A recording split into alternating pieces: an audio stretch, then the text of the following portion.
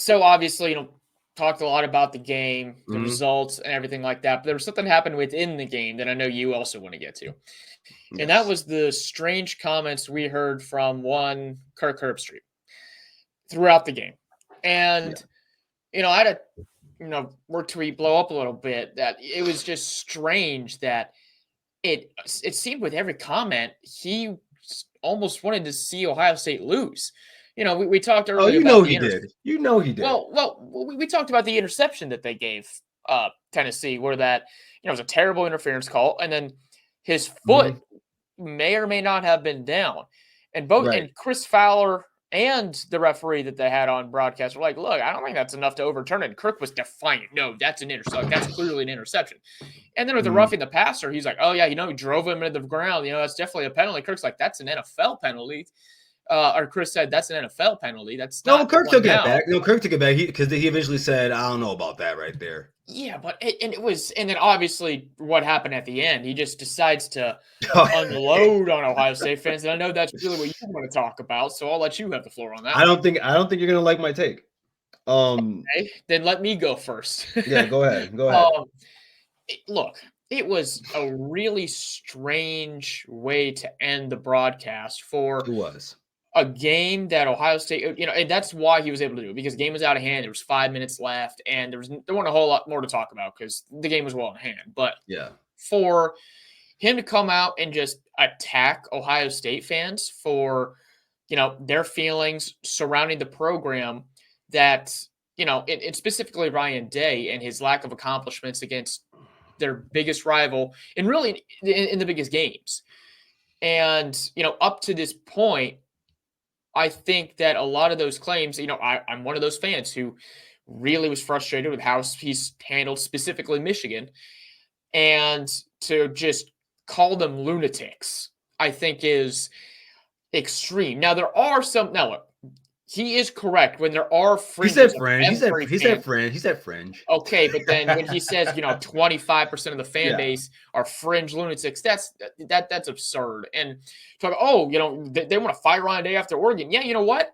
They still might, depending on what happens in that game. But I thought it was really unprofessional to go ahead and just do that on a broadcast. If you want to do that like on an ESPN show, like you call that First Take, Shannon and Stephen A. If you want to do that on Pat McAfee show or College Football Live or whatever the hell you want to be on that's not broadcasting the game, fine. But I thought it was a really weird move. Okay. Do I agree that it was weird? Yeah. And I think it's weird because it was ill-timed. Do I believe he's right? Yeah, I do. Now, does every fan base have their lunatic fans? Yes, everyone has them. But I'm here to talk about Ohio State fans. Yeah, over the last few weeks, I've spent countless times going at the super negative people in our fan base.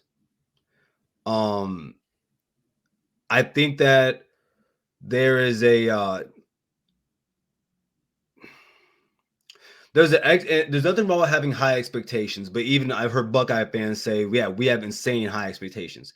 Keyword insane, and it's okay to have them, but what you don't do is then lose your mind. Again, before this game, now we're talking about a guy who is 66-10, and yes, I understand that it is not fun watching or it's not fun losing to your rival.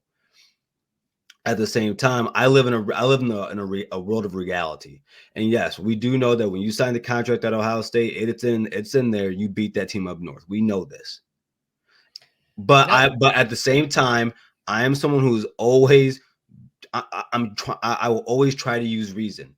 So when he's talking about and let's be honest here, Kirk Herbstreit does not have the greatest relationship with the Ohio State fan base. The guy was basically a failure at Ohio State in terms of beating Michigan. And There's also, some other reasons for that as well that are a little bit, yeah. No. There's a lot of other reasons why, like Kirk, you have put yourself in this position. You have done things that have put yourself in this position. Yeah. At the same time,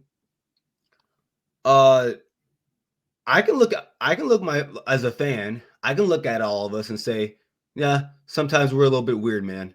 Sometimes we're a little bit weird.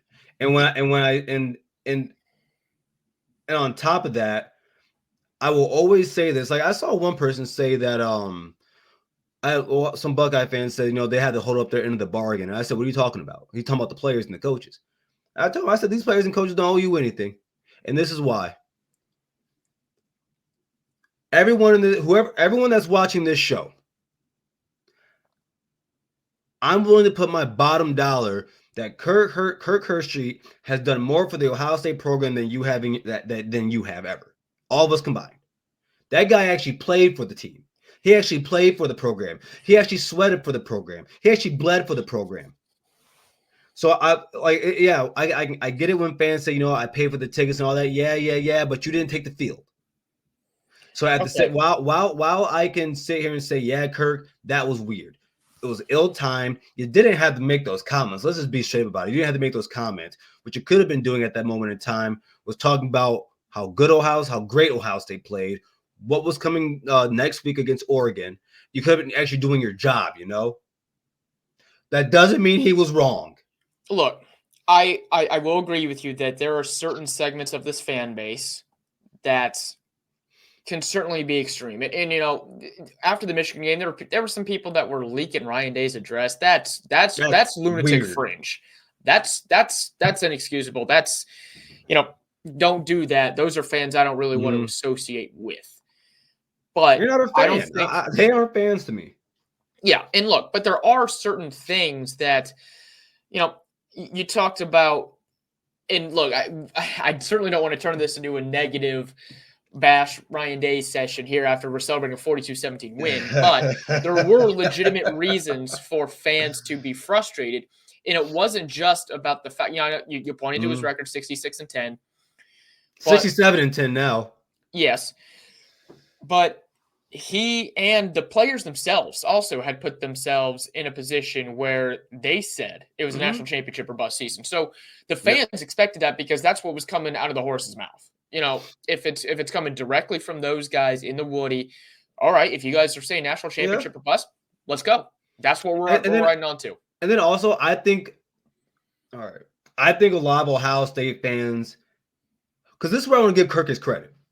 I think a lot of Ohio State fans expect him to be a doof like Desmond Howard and pick his program no matter what, even when his team sucks year after year, losing to Ohio State for 10 straight years.